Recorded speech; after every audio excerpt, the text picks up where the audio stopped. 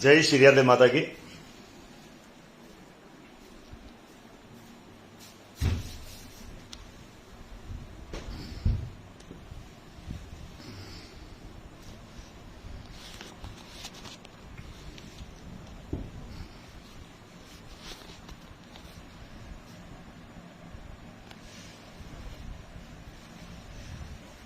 सबको एक विशेष बात बताने के लिए आज का ये वीडियो बना रहा हूं। सबसे पहले तो अगर किसी के पास सर्वाइकल नाम की कोई बीमारी है, गर्दन में रीढ़ की हड्डी जो होती है, उसके लिए अगर किसी के पास इलाज हो तो जरूर बताना, बड़ी दर्द कर रही है यार। दूसरी और विशेष बात आप करने में, ज्यादा लंबी चौड़ी बात करने आज नहीं आया हूं। संघर्ष समिति के कार्यकर्ताओं से मेरी वार्तालाप हुई है। रावताराम जी वकील साहब और हनुमान जी वकील साहब से भी मेरी वार्तालाप हुई है। आज मेरी पीड़ित परिवार से कोई वार्तालाप नहीं हुई। 2 बार मैंने उनको कॉल लगाया था, शायद वो कहीं बिजी थे इसलिए उनसे वार्तालाप नहीं। हमेशा मैं उनसे बात करता हूं पीड़ित परिवार से।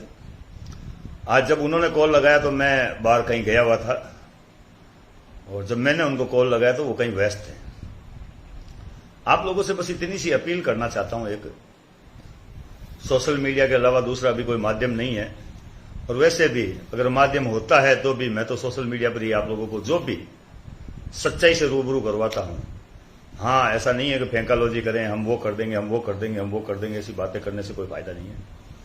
पीड़ित परिवार की तरफ से और सभी लोग कार्यकर्ता जो भी थे वो मदन जी से भी 2-4 बार मिल चुके हैं। मदन जी का भी यही कहना है कि भाई सीबीआई जांच से अच्छा आप न्यायिक जांच लें। सीबीआई जांच के बाद में आप लोगों के हाथ में कुछ नहीं रहेगा, राजस्थान सरकार के हाथ में कुछ रहेगा नहीं, हमारे हाथ में कुछ नहीं रहेगा। जो बातें मेरे सामने आई है वो सटीक बोल रहा हूं, क्योंकि मुझे किसी का कॉल आया है, जो वहां गए हुए हैं, उनकी रिकॉर्डिंग मेरे पास है। ऐसी कोई बात नहीं है कि मैं जो बात कह रहा हूं उसमें कहीं भी कोई साक्ष्य नहीं है। सबूतों के बिना नहीं बोलता हूं मैं, सीधी सीधी बात। तो मदन जी की तरफ से ये कहना है, और ये कार्यकर्ताओं के द्वारा भी मुझे सूचना मिली, संघर्ष समिति के द्वारा भी सूचना मिली कि भाई उन्होंने कहा था यही कहना है, मैं आपके साथ हूं। मदन जी ने यह भी कहा है संघर्ष समिति से कि भाई मैं आपके साथ हूं। पीड़ित परिवार से भी कहा है कि मैं आपके साथ हूं, मगर उन्होंने अपनी राय रखी है कि मेरे हिसाब से न्यायिक जांच हो, एक जज के द्वारा जांच हो तो दूध का दूध और पानी का पानी हो जाएगा। और सीबीआई जांच जाएगी तो फिर राजस्थान सरकार के अंडर में कुछ नहीं रहेगी, फिर हमसे उम्मीद कुछ मत रखना। ये तो बात थी उनकी। संघर्ष समिति से हमने आज राय ली कि भाई क्या हुआ अभी तक केस में, और क्या किस प्रकार आपने किया। रमेश भाई लिख रहे हैं, काली पट्टी बांधकर विरोध, गहलोत के पुतले जलाकर विरोध, वर्दी में छिपी काली भेड़ों का विरोध, अनिश्चितकालीन धरना, कोरोना गाइडलाइन की पालना, ओनली सीबीआई की मांग, 36 कौम का साथ, ऐसे तरीके से आंदोलन। ये छोटा सा बच्चा है रमेश कुमार प्रजापति नीमला का, आप सब लोग जानते होंगे, फिर भी कितनी अच्छी बातें लिख रहा है। इसके मन में समाज के प्रति जो भावना है, मैं उसको सल्यूट करता हूं। लेकिन आप लोगों से भी एक उम्मीद करना हूं, जैसे संघर्ष समिति से मेरी वार्तालाप हुई तो संघर्ष समिति ने यह कहा था कि नारायण जी, जो जांच हमें लोग दे रहे हैं वो जांच हमें आज मिल चुकी है। मतलब मजिस्ट्रेट के द्वारा जांच संघर्ष समिति को मिल गई है, और जो बार बार एफआईआर का भ्रम फैलाया जा रहा है, यह संघर्ष समिति का कहना है।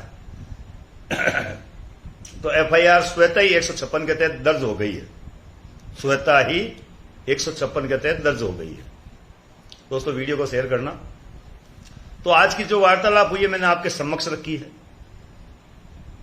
अब अपन युवाओं से कहते हैं कि आप आओ, सड़कें ग्रहण करेंगे, आगामी आंदोलन करेंगे, तो इस आंदोलन की दिमाग से कीड़ा बाहर निकाल के फेंक ही दो। मेरी बात थोड़ी सी आपको बुरी लगेगी, लेकिन ये हकीकत है। उसके लिए हम लोग कर सकते हैं। कोरोना लॉकडाउन खत्म होने के बाद में संघर्ष समिति से एक बार वार्तालाप करेंगे, पीड़ित परिवार से एक बार वार्तालाप करेंगे। मैं खुद बाढ़ में रहूंगा और एक जगह इकट्ठे होकर जो भी निर्णय निकलेगा मैं आप सबके समक्ष रखूंगा। आज का निर्णय यही है कि हमें मजिस्ट्रेट के द्वारा जांच का आदेश मिल चुका है। अगर एक प्रक्रिया के तहत देखा जाए तो ये 1.5 साल की प्रक्रिया होती है। तथ्य जांच करना, सबूत देखना, मौके पर जाना, सबके गवाह होना, ये सारी एक लंबी प्रक्रिया है। उसके बाद भी हमारे पास एक प्रक्रिया खुली रहती है कि हम सीबीआई जांच का ऐसा हनुमान जी वकील साहब का मुझे कहना, मैंने उनसे वार्तालाप हुई थी, उनका ये मुझे कहना है कि नारायण जी, सीबीआई जांच का रास्ता भी हमारे लिए खुला है। अब ज्यादा मैं आपसे क्या कहूं क्या नहीं कहूं, मेरी कुछ समझ में भी नहीं आ रहा है, लेकिन आपसे बस इतना ही कहना चाहता हूं, थोड़ी शांति बनाए रखें। हमें बार बार सोशल मीडिया के जरिए एक दूसरे को नीचा दिखाने की या एक दूसरे को ऊपर दिखाने की कोशिश नहीं करनी चाहिए। हमें इंतजार करना चाहिए, और ये इंतजार जैसे ही खत्म होता है, मैं खुद बाढ़ में रहूंगा और संघर्ष समिति और पीड़ित परिवार से एक बार वार्तालाप करेंगे। मैं जहां तक हो कोशिश यही रखूंगा कि मैं खुद वहां पर आकर के धरने पर बैठूं और मेरे साथ 4 या 5 लोग, मैं फिर कह देता हूं आपको, इसमें हजारों सैकड़े अब नहीं है आपको बैठने देंगे कोई भी। समय बीत गया है और बीता हुआ समय न तो आपके हाथ में है न मेरे हाथ में है वापस लाना। इस बात को एकदम दिमाग में फिट बिठा ली। आप चाहे कुछ भी कर लें, संघर्ष समिति और पीड़ित परिवार को साथ लेकर के ही काम करना पड़ेगा आपको और हमें। आप सोच रहे हो कि हमारे साथ कोई ना हो और हम काम कर ले, ऐसा हो ही नहीं सकता। उपाय है, आप सबसे पुण्य विनती है मेरी हाथ जोड़ करके कि आप और हम सब मिलकर इस काम को अंजाम देंगे। और इसके लिए एक ही है अपने पास में ऑप्शन कि अपन लोग बाड़मेर जाएं। बाड़मेर की जो मीटिंग होगी, उस मीटिंग में आप लोग जो युवा जिनके मन में ये है कि यार नारायण जी, सड़कें जाम होनी चाहिए, लड़ाई होनी चाहिए, आंदोलन होना चाहिए, ये चीजें होनी चाहिए, तो आप और हम सब चल करके संघर्ष समिति के और पीड़ित परिवार के सामने ये बात को रखेंगे। वाकायदा पीड़ित परिवार अगर हमें अनुमति देगा उस वक्त, तो उसी वक्त एक पेपर पर पीड़ित परिवार से लिखवाएंगे। बिल्कुल मैं जो बात कह रहा हूं आपसे सटीक कह रहा हूं कि साहब आप लोग हमारे धरना प्रदर्शन के साथी हैं। बैठना नहीं है पीड़ित परिवार को, बैठेंगे हम लोग। बैठना संघर्ष समिति को भी नहीं है, धरने पर बैठेंगे हम लोग, लेकिन उनकी अनुमति, उनकी गाइडलाइन के अनुसार बैठना पड़ेगा। तब तो ये संघर्ष होगा, इसका कुछ रिजल्ट निकलेगा। बाकी रिजल्ट निकलना मेरे हिसाब से मुश्किल है। आप समझदार हैं, न्यायिक जांच हमें मिल गई है और उसके अलावा एक ऑप्शन है सीबीआई जांच का। ऐसा हनुमान जी का कहना है कि भाई सीबीआई जांच के लिए ऑप्शन है। रावतराम जी वकील साहब का कहना है कि भाई हमें जो जांच मिल गई है, हमें इस पर अमल भी करना चाहिए। तो जो भी बातें हुई मैंने आप सबसे कही है। अब इसमें आगे क्या हो सकता है, पीछे क्या हो सकता है, बुद्धिजीवी जो लोग हैं उनकी समझ में कुछ मेरी बातें आ रही होगी।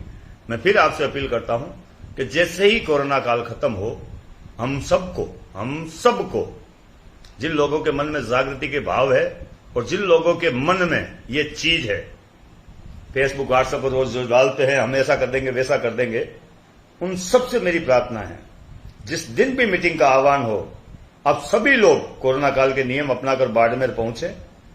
और बाड़मेर में जाते ही सबसे पहला काम हमारा यही है, पीड़ित परिवार के पास चलेंगे, संघर्ष समिति के पास चलेंगे। संघर्ष समिति में साथ बिठाकर, हालांकि उन्होंने मुझे सदस्य बनाया है, उन्होंने मुझे 5 आदमियों का भी कहा है, तो मैं वहां जाऊंगा। अगर उन्होंने मुझे सदस्य बनाया तो मुझे ये हक तो मिल ही गया कि मैं संघर्ष समिति से सवाल पूछ सकूं, संघर्ष समिति के साथ बैठ सकूं, संघर्ष समिति की मीटिंग बुला सकूं। तो मैं मीटिंग बुलाऊंगा, आप लोग सभी वहां पधारें और बड़ी शांति से अपनी बात रखें। उनको ये भी समझाएंगे कि सर न्यायिक जांच जो चल रही है, आप लोग जो भी कोर्ट के द्वारा लड़ाई लड़ रहे हैं वो लड़े, हम आपके साथ है, लेकिन हम में से कुछ लोग या हम ये लोग धरने पर बैठना चाहते हैं, यहां पर बैठना चाहते हैं, उसमें पीड़ित परिवार का एक परिवार का कोई सदस्य हमारे साथ बिठा दे, बाकी हम जाने हमारा काम जाने। और मैं आपको भरोसा दिलाता हूं, अंतिम सांस तक आपके बाड़मेर में रहूंगा। धरातल पर अगर काम हुआ तो वहां बैठा रहूंगा। और अगर पीड़ित परिवार की संघर्ष समिति की अनुमति नहीं मिली तो चाहे आप कितना भी चिल्ला लें, संघर्ष करेंगे। किसके द्वारा करोगे, कहां करोगे? भैया समझदार हो, इशारा काफी है। हम युवाओं की जरूरत पड़ेगी, युवाओं की टीम गठित करेंगे, ढीकड़ा करेंगे, पूछड़ा करेंगे, कुछ भी नहीं हो सकता। तभी कुछ हो सकता है जब पीड़ित परिवार और संघर्ष समिति इस बात की इजाजत दे देती है कि नारायण जी आप धरने पर बैठो, फलान जी आप धरने पर बैठो, मोहन जी आप धरने पर बैठो, रिंचाराम जी आप धरने पर बैठो, कैलाश जी आप धरने पर बैठो।